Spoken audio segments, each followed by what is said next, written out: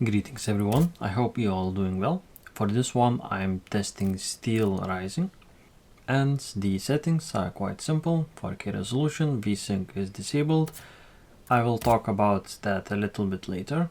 And going to the advanced video, everything is maxed out and I used Nvidia DLSS at quality preset. Personally I never played this game before, but it's another Souls-like game. And I heard a little bit about the performance issues on this one. And the most issue is that it's very VRAM hungry.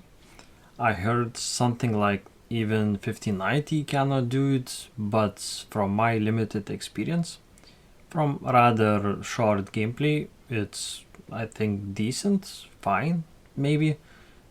Keep in mind that this is with ray tracing as well. And it averages at about 50 FPS or so.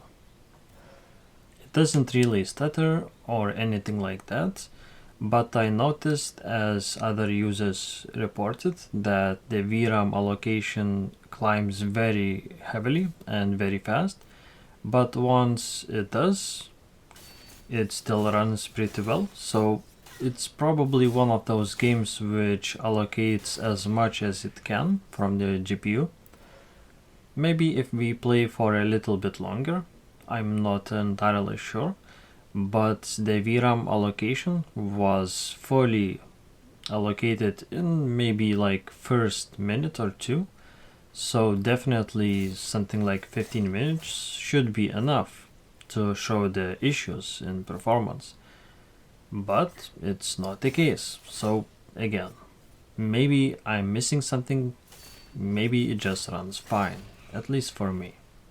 Now, as I mentioned before about the VSync, at first in my first gameplay segment I actually accidentally played with VSync enabled and I had absolutely terrible frame times.